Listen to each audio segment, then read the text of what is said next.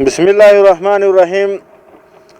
الحمدلله د الله جل جلاله احسان دی چې موږ ته یې داسې عمره راکړي دي چې هغه صرف د الله تعالی د رضامندۍ او د دې وطنوالو په خدمت کې ډېر کلک عزمونه لري او ډېر کوشش کوي چې د دې خلکو حق څنګه ادا کړي او څنګه خدمت وکړي. ځکه مسؤلیت یو بار وي.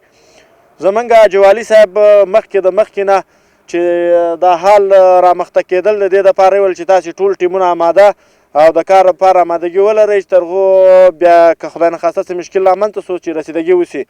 موږ بیا هر سړی په خپل بخش کې خدمت ته آماده شپه ورځ انشاءالله.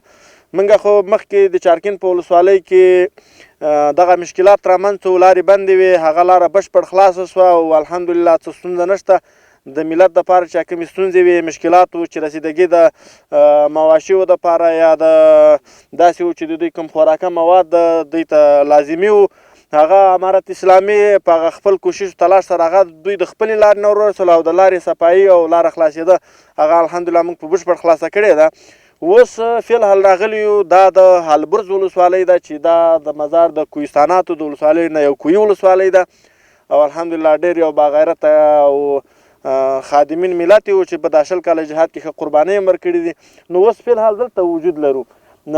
دغه تاسې وینئ چې دلته یو دانه ګلیډر یو لوډر دا موږ په کار باندې اچولي دي. نو بعضې ساحو کې دا تر ولسوالیو پورې دا لاره خلاصوو، بعض ځای کې برفباري ډېره ده او بعضو کې مثالا کمه وي، خو زموږ خپل خدمت ته دوام ورکړی. او دومه چې د اخلاص په برابر باندې الحمدلله امارت اسلامي نو حتی تر دې پورې چې تر تیارو پورې تر افرادو نظامي او پیادهو پورې نو ټول آمادګي الحمدلله موږ په کار اچولې ده او د خلکو خدمت په ډېره ښه توګه روان ده او الحمدلله ملت هم ډېر شکرګزاره ده. دلته خو موږ وینو ډېر خوشحاله دي. الحمدلله د بلخ په ولایت کې مکمل لارې خلاصې دي. د هغه ولسوالۍ نه چې لارې بندېدلې هغه د زاري ولسوالۍ دی، د چندۍ ولسوالۍ ده او د البرز ولسوالۍ ده.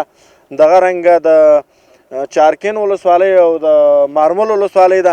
الحمدلله اوس بشپړ خلاصې دي، هېڅ مشکل نشته. دغه د البرز په ولسوالۍ باندې هم دا د کار روان ده چې تقریبا په ډېر کم وخت کې به انشاءالله دا لاره هم خلاصه شي. او لاره خلاصه ده، اوس داسې څه کم حد پاته دی او ماشاءالله کار ښه روان دی.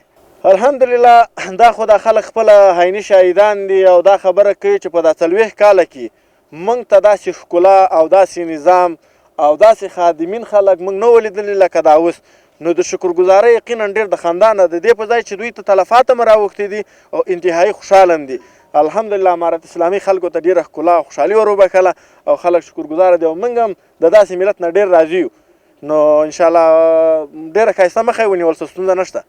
ملت دې په دې باندې مطمئنه سي چې د افغانستان اسلامي امارت دغه نظام لکه څنګه چې اوس د دې بعضې مشکلاتو جلوګیري وکړه انشاءالله داسې به یې بیا هم کوي او موږ د دوی په خدمت کې یو، بلکې شپه ورځ د دوی سره آماده یو. موږ انشاءالله ستونزه به دوی ته نه پېښېږي انشاءالله. که چیرې پېښ شو هم انشاءالله موږ رسیدګي کولی شو ځکه موږ ټول په خدمت کې اخته یو. څومره ریاستونه دي، والي صاحبان دي او که دغسې نور خلک دي، ټول هغه د په کار باندې سره اخته یو. دا هم ویلي دي یو رئیس دفتر دا خبره کوله چې حتی موږ په کور کې څه لرو چې ملت ته ضرورت چې د کور راوړو په دې ملت باندې باید خرچه کړو. نو دومره آمادګي ته انشاءالله موږ آماده یو ټول.